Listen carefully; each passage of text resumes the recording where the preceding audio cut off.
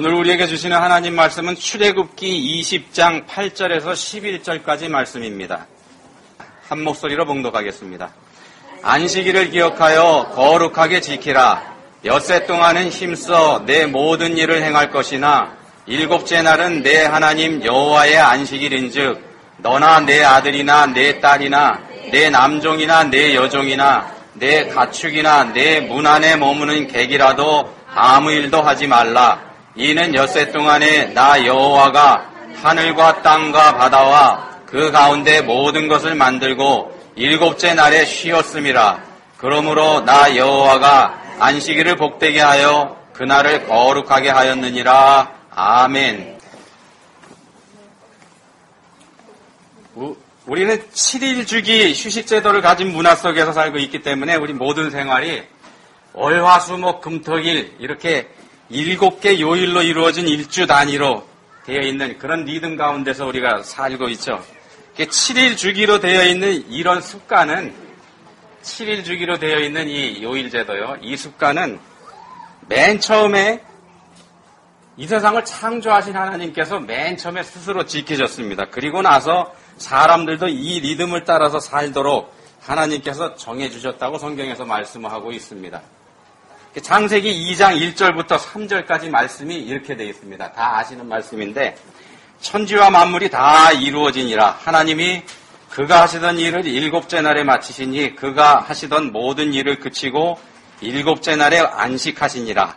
하나님이 그 일곱째 날을 복되게 하사 거룩하게 하셨으니 이는 하나님이 그 창조하시며 만드시던 모든 일을 마치시고 그날에 안식하셨음이니라.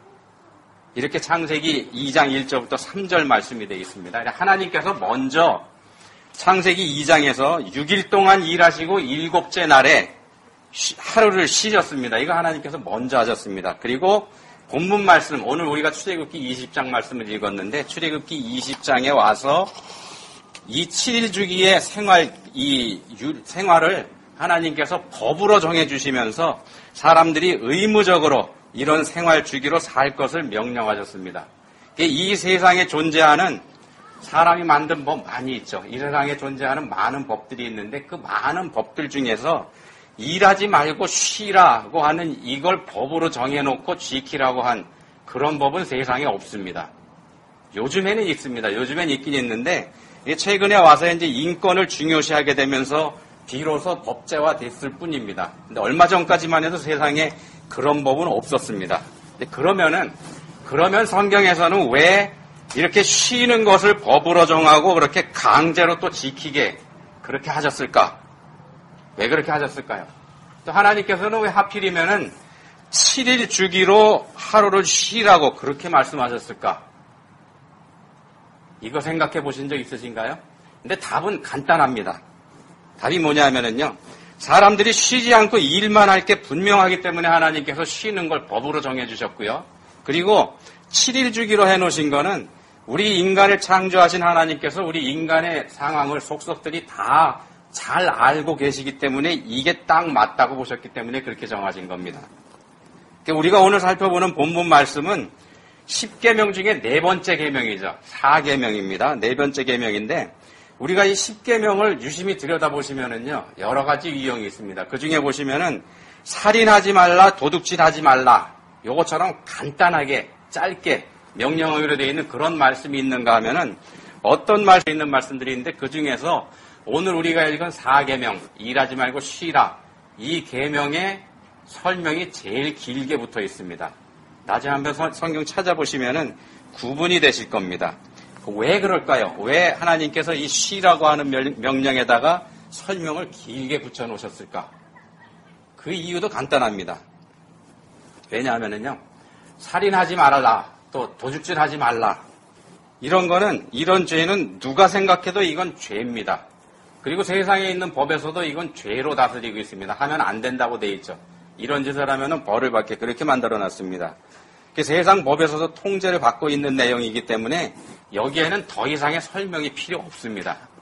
살인하지 말라 그러면 살인하지 않으면 되는 겁니다. 살인하면 죄니까는요. 근데 쉬라는 명령은 다릅니다. 이거는 일하지 말고 쉬라는 걸 계명으로 정하지 않으면은 사람들이 쉬지 않을 게 분명합니다. 그렇기 때문에 하나님께서 거기다가 설명까지 덧붙여 놓으셨습니다. 자기도 쉬지 않을 뿐만 아니라 자기가 일을 시키는 사람들, 이 사람들도 쉬지 못하게 할 게 분명하기 때문에 이렇게 좀 길게 말씀을 하신 겁니다. 본문 10절에 보시면은요, 우리가 읽은 말씀 가운데 본문 10절에 보시면은 내 아들이나 내 딸이나 내 남종이나 내 여종이나 이런 말씀들이 여기 들어가 있습니다. 자기가 부리는 사람, 자기의 권한 안에 속해 있는 이 사람들을 쉬지도 못하게 하고 일만 시키는 거, 이거를 경계하신 말씀입니다. 그러면은요, 그럼 사람들은 왜 쉬지도 않고 일만 하려고 그럴까요? 쉬는 게 얼마나 좋은데 왜 쉬지도 않고 일만 하려고 그럴까요? 왜 하나님은 쉬라는 제도를 그냥 제도가 아니고 권장사항이 아니고 율법으로, 법으로 정해서 강제로 지키도록 해 놓으셔야만 되셨을까요? 이거 생각해 보신 적 있으신가요? 이유는 이것도 간단합니다. 사람이 죄인이기 때문에 그렇습니다. 하나님 말씀 어기고 자신의 생각대로 하려는 게 사람이기 때문에 하나님께서 이렇게 법을 정해 놓으신 겁니다. 하나님을 떠난 사람들은 죄를 짓고 하나님에서 떠났지 않습니까? 하나님을 떠난 이 사람들이 교만해졌기 때문에 그러는 겁니다. 피조물인 사람이 자신을 창조하신 조물주 하나님과 같아지겠다는 생각에서 하나님을 배반한 거, 이게 성경에서 말씀하는 사람들이 지은 죄지 않습니까?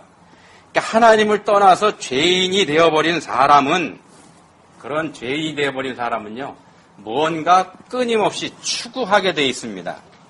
뭔가를 끊임없이 추구하게 돼 있습니다. 욕망이 그 사람을 사로잡고 있기 때문에 그렇습니다.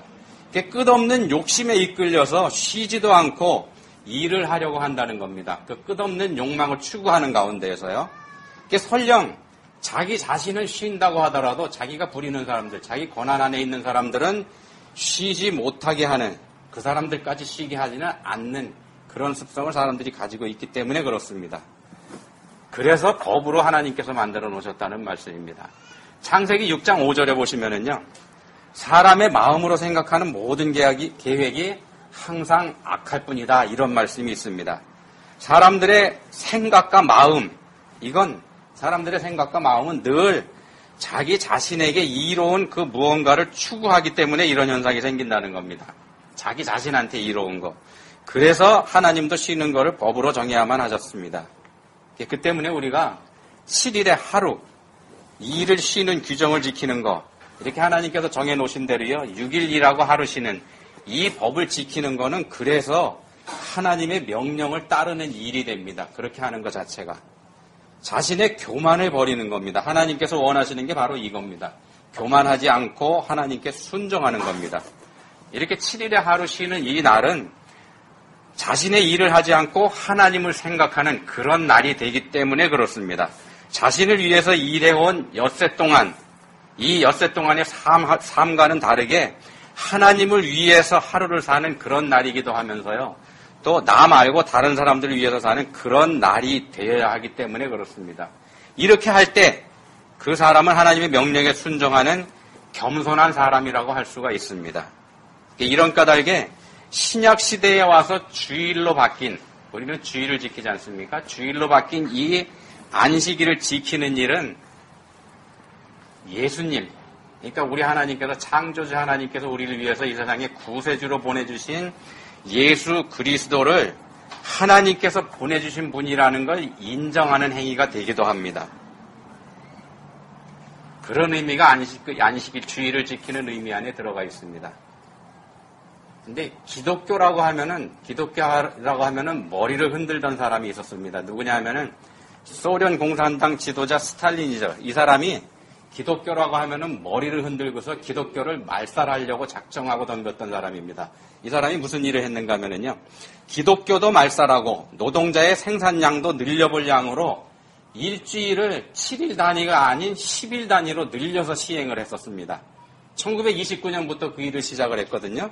근데 그랬더니 생산량을 늘리기 위한 게 목적이었었고 기독교를 말살하기 위한 게 목적이었었는데 어떤 결과가 나왔냐면은 생산량은 오히려 줄어들고 지쳐서 병드는 사람들이 늘어나는 그런 현상이 생겼습니다. 그러니까 하다가 못해서 다시 변경을 하게 됩니다. 변경을 하긴 하지만 그래도 기독교에서 시작된 이 7일 주기로 되돌아가는 일은 꺼렸기 때문에 다른 주기로 바꿉니다. 그래서 여러 가지를 시도를 해봤는데 결국은 1929년에 시작했다고 말씀드렸죠. 1940년에 다시 7일 주기로 돌아오고 말았습니다. 그랬던 기록이 있습니다. 근데 소련 공산당 서기장 스탈린이 이렇게 했다고 말씀드렸죠. 근데 스탈린보다 훨씬 앞서서 이런 일을 시도했던 사람들이 있습니다. 누구냐 하면은 프랑스 혁명을 일으켰던 프랑스 사람들이 어떻게 해서든지 자기들 근처에서 하나님의 흔적을 지우려는 노력을 한 적이 있는데 이 사람들이 기독교 신앙을 말살하기 위해서 하나님을 예배하는 일을 금지시키고요.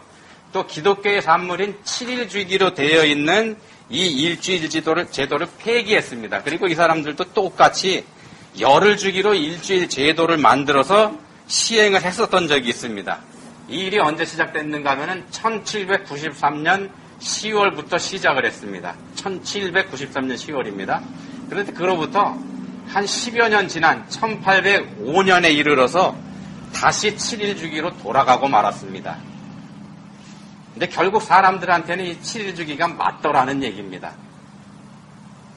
성경에서 7일 주기의 휴식을 법으로 정한 걸 통해서 이 세상과 우리들을 창조하신 분이 바로 성경에서 말씀하는 대로 하나님이시라는 여호와 하나님이시라는 사실이 진실이라는 것, 사실이라는 게 증명이 되고 있는 겁니다.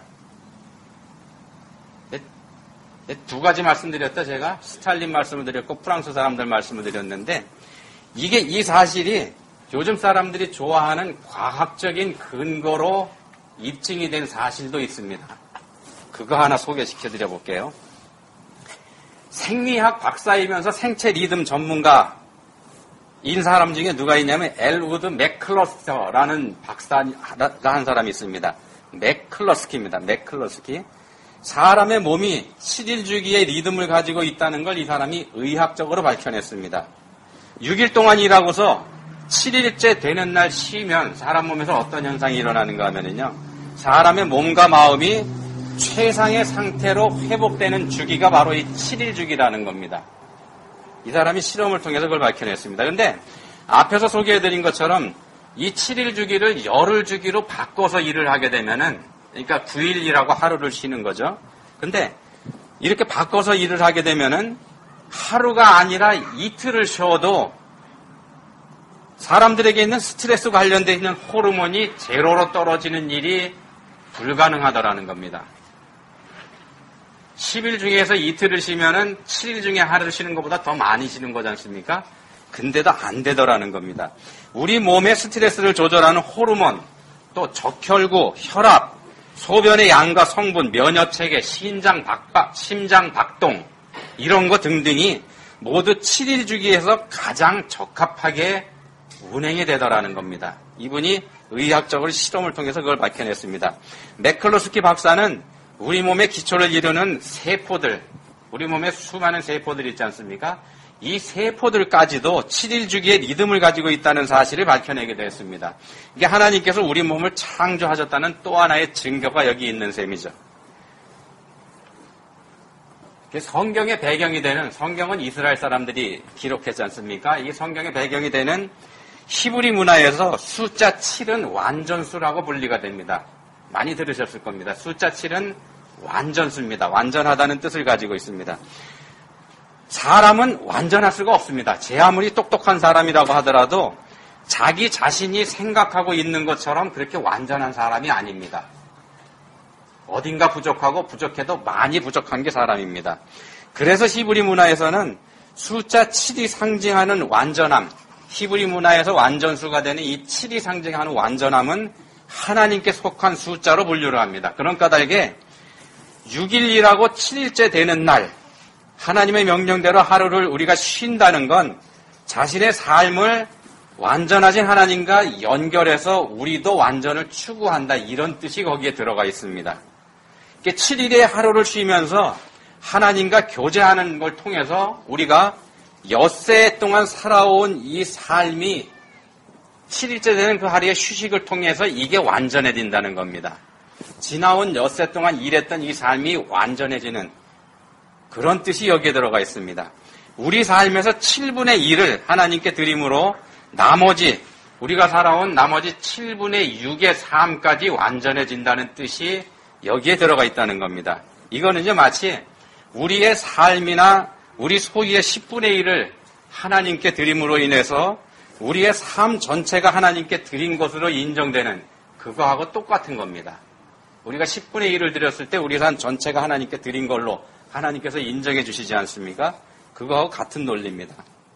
그래서 우리가 안식일을 지키는 것, 일주일에 하루, 주일날 하나님 앞에 나와서 예배 드리면서 우리의 생존을 위한 세상 일을 쉬는 것, 이것은 우리가 하나님께 지음받은 피조물이라는 사실을 인정하는 행위가 된다는 말씀입니다. 그런 뜻이 여기에 들어가 있습니다. 우리의 삶을 하나님께서 정하신 방식에 맞추어서 사는 것이기 때문에 7일의 하루를 쉬는 것이 곧 하나님을 하나님으로 인정해드리는 그런 행위가 된다는 말씀입니다. 하나님께서 가장 원하시는 게 이거라고 말씀드렸죠. 하나님을 인정해드리는 거. 우리가 일주일의 하루를 정말로 쉬는지, 우리가 정말 일주일의 하루를 쉬는지 이걸 하나님께서 보시고서 그걸로 확인하시겠다는 겁니다. 방법이 재미있지 않습니까? 우리가 하나님을 제대로 섬기는지 그걸 확인하시는데 우리가 일하지 않고 쉬면 그걸 통해서 하나님께서 우리가 하나님을 거룩하신 분으로 인정해드린다고 확인하시겠다는 겁니다. 우리 하나님이 그런 분입니다. 이런 분이 우리 하나님입니다. 우리를 이 땅에 창조해서 살게 하신 목적이 우리를 통해서 영광을 받으시기 위함이다. 우리가 이런 말씀 많이 듣지 않습니까? 근데 그렇지만 그럼에도 불구하고 그 방법은 하나님께서 영광을 받으시는 방법은 하나님 자신을 위하기보다는 우리에게 이로운 방식을 통해서 그렇게 영광 받으시기를 원하시는 분이 우리 하나님이시라는 말씀입니다. 우리를 사랑하시는 하나님이시기에 이런 방법을 택하시는 겁니다. 우리를 사랑하시기 때문에 우리한테 득이 되고 우리에게 좋은 것을 주는 것, 이걸 통해서 하나님께서 기쁨을 느끼시고 그걸 통해서 영광 받으시기를 원하신다는 뜻입니다. 이건 마치요 우리가 사랑하는 사람들이 기뻐하는 걸 우리가 보면은, 예를 들면 우리 아이들이나 우리 손자들이 기뻐하는 걸 보면 우리도 기뻐지지 않습니까? 그거하고 같은 원리입니다. 우리 하나님이 그런 분이시라는 겁니다. 그런데 죄를 지은 우리 인간들이 그런 하나님의 뜻을 무시하고 제잘난못에 제멋대로 살다가 하나님께서 주신 이런 복도 받아 누리지 못하는 어리석음에 빠져들고 있다는 겁니다. 쉬지 않고 열심히 일하면 잘 될 것 같은데 오히려 그렇지 않다는 겁니다. 한 2년쯤 전에요. 유시민이라고 하는 사람 아세요? 누구신지? 정치하다가 정치 그만두고 이제 작가의 길로 다시 돌아간 사람인데 이 사람이 한 2년쯤 전에 강연에서 이런 말을 한 적이 있습니다. 잘 들어보세요. 일이 전혀 즐겁지 않고 고통스러울 때, 사람을 사랑하지 못할 때나 사랑하는 사람을 어느 곳에서도 발견하지 못할 때, 놀이가 없는 삶 혹은 놀이의 기쁨을 느끼지 못하는 삶, 연대가 없는 고립된 삶, 이 네 가지 요소는 삶을 고통과 번민으로 몰아넣는 요소라고 생각합니다. 길어서 잘 모르시겠죠? 자신의 책 제목이기도 한 어떻게 살 것인가 라는 제목의 강연에서 이런 얘기를 했는데요. 여기서 이 유시민이라는 사람이 사람의 행복의 요소로 네 가지를 꼽았습니다. 뭐냐 하면은요, 일과 사랑과 놀이 그리고 연대, 이렇게 합니다. 일과 사랑과 놀이 그리고 연대. 연대는 다른 말로 바꿔서 얘기하면은 관계라는 뜻입니다. 이 사람이 연대라는 말을 쓴 이유는 진보 정치한 사람이지 않습니까? 거기에 관련이 돼 있는 것 같습니다. 사람의 삶에 있어서 일하는 것과 쉬는 것, 사랑하는 것, 이게 중요하다는 겁니다. 근데 그거보다 더 중요한 거는 관계라는 겁니다. 관계. 유심히 되는 사람이 이런 말을 했습니다. 사람의 삶에 있어서 일하는 것과 쉬는 것, 사랑하는 것, 이게 중요하다는 겁니다. 근데 그거보다 더 중요한 거는 관계라는 겁니다. 관계. 유시민이 되는 사람이 이런 말을 했는데요. 사실 이 말은 유시민이라는 사람이 처음에 한 말 아닙니다. 데이비드 핑크라고 하는 사람이 했던 말인데, 데이비드 핑크가 누구냐 하면은요, 세계적인 정신위생학자입니다. 정신위생학자입니다. 이 사람이 안정을 위한 네박자 균형이라는 논문에서 이런 얘기를 합니다. 우리 인간들이 건강하고 안전하게 살기 위해서 반드시 필요한 게 뭔지 이걸 이 논문에서 연구를 했는데 여기서 4가지를 꼽았습니다. 뭐냐 하면요. 첫 번째는 할 일이 있어야 된다. 이게 첫 번째입니다. 억지로 무의미하게, 그러니까 억지로 하는 일이나 무의미하게 하는, 의미가 없이 하는 일, 그런 일 말고 즐겁고 기쁜 마음으로 할 수 있는 일. 이게 첫째로 있어야지 되고요. 두 번째로는 노는 겁니다. 사람이 일만 하면서 살 수 없기 때문에 일하는 것과 노는 것, 여기에 균형이 맞춰져야 된다는 겁니다. 그리고 세 번째는 사랑입니다. 사랑을 받고 사는 것도 중요하지만 다른 사람에게 사랑을 베푸는 것, 이거 중요하다는 겁니다. 그래서 우리가 때로는 사랑 때문에 겪어야 하는 사랑의 수고가 우리 삶 가운데 있어야지 되는데 그 수고를 감당하는 게 결코 우리한테 짐이 되는 게 아니라는 겁니다. 오히려 우리한테 행복을 주는 요소가 바로 이 사랑의 짐을 지는 거라는 겁니다. 그리고 마지막 4번째로 꼽은 게 뭐냐 하면은요. 이게 제일 중요한데 마지막 4번째로 꼽은 게 뭐냐 하면은 초월자와의 교통입니다. 초월자. 능력이 넘치는 분이죠. 다른 말로 바꿔서 말씀드리면은 하나님입니다. 하나님과의 관계를 4번째로 꼽았습니다. 우리가 사용하는 말로 보면은 우리가 드리는 예배라고 볼 수도 있습니다. 이분은 앞에서 정신위생학자라고 말씀드렸죠. 신학자가 아닙니다. 그리고 이분이 쓴 이 논문이 신학 논문이 아니고 정신위생학 관련 논문입니다. 그런데 이 논문에서 데이비 핑크라는 사람이 사람의 행복 4가지를 꼽으면서 마지막으로 가장 중요한 거를 하나님과의 관계로 꼽았다는 겁니다. 유시민은 앞에서 이 부분을 진보 정치를 했던 사람답게 사람과의 관계, 연대 이렇게 바꿔서 얘기했습니다만 핑크 박사의 원래 논문에는 초월자, 즉 하나님과의 관계로 되어 있다는 말씀입니다. 결국 이거를 봐서도요. 결국 우리 인간들의 삶이라는 것이 하나님을 떠나서는 행복할 수 없다는 결론이 나오는 겁니다. 세상 논문에서도 이런 결론이 나오기도 합니다. 핑크의 논문에서 분석한 4가지 요소가 사실은 우리가 오늘 살펴보고 있는 본문 말씀 10계명 중에 4번째 계명을 우리가 살펴보고 있지 않습니까? 이 본문 말씀에서 근거를 찾을 수가 있습니다. 여기서 근거가 나옵니다.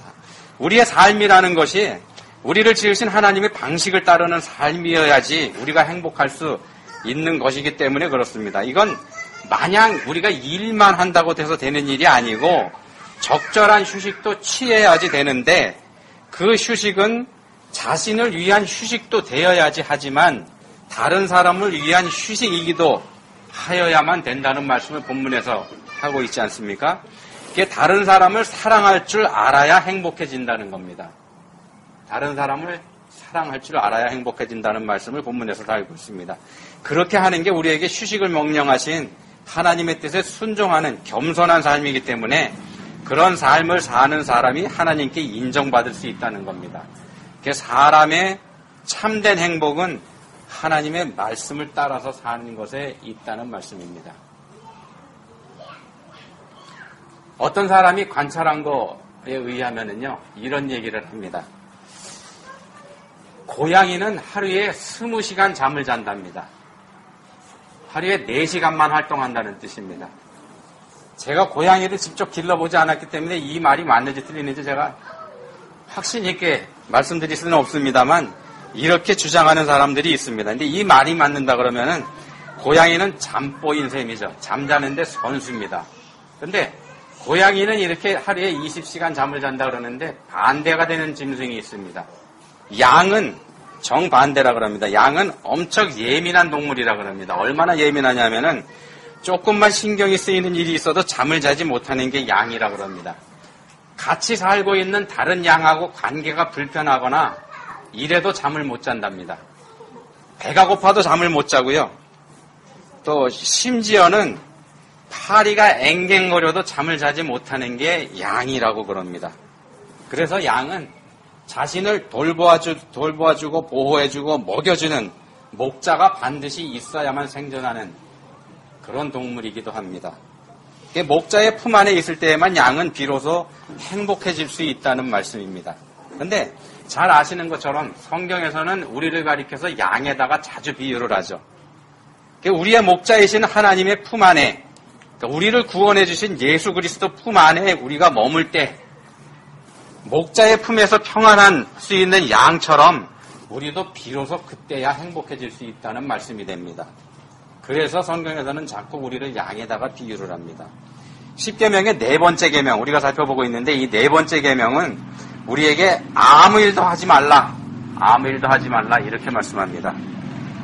이 세상 살면서 우리가 지고 가는 힘들고 무거운 짐, 또 세상에서 몰두하고 있는 모든 근심과 걱정, 우리가 가지고 있는 근심과 걱정, 이거 다 내려놓고 하나님 품에 나와서 쉬라, 이런 말씀을 이 네 번째 계명에서 하고 있습니다. 우리가 그렇게 하면 하나님께서는 그걸 하나님을 인정하는 겸손한 행위로 받아들이시겠다는 겁니다. 그렇게 하시고 하나님께서 보내서 안식일의 주인이 되게 하신 예수 그리스도를 우리가 인정하는 그런 행위로 받아들이시겠다고 그렇게 말씀하시는 겁니다. 우리 하나님께서 모든 것을 그렇게 하면, 우리가 그렇게 하면은요, 하나님을 인정하고 예수님을 그 하나님께서 우리에게 보내주신 분이라고 인정하는 그 행동을 우리가 7일의 하루 쉬는 걸 통해서 보여주면 우리 삶 가운데 모든 것을 다 해결해 주시겠다는 약속을 이 네 번째 계명 안에 담고 계신 겁니다. 우리에게 그런 약속을 해주신 하나님 믿으시고 이 세상에 근심된 일 모두 하나님께 맡겨드리고 오늘 하루 삶 가운데 골치 아픈 일 다 잊어버리시고 즐겁게 놀다가 가시는 여러분 되시기를 예수님 이름으로 축원합니다.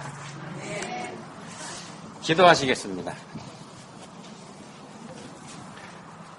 하나님 아버지 감사합니다. 아무리 골몰하고 애쓴다고 해도 저희의 힘으로는 어쩔 수 없는 이 세상 삶 가운데서 하나님을 의지하는 것만이 우리가 참된 안식을 얻는 길임을 알게 해주셨습니다. 이제는 주신 말씀 따라서 모든 것을 하나님께 맡겨드릴 수 있는 믿음과 지혜를 저희에게 주시기 원합니다. 저희를 도와주십시오. 예수님 이름으로 기도합니다. 아멘.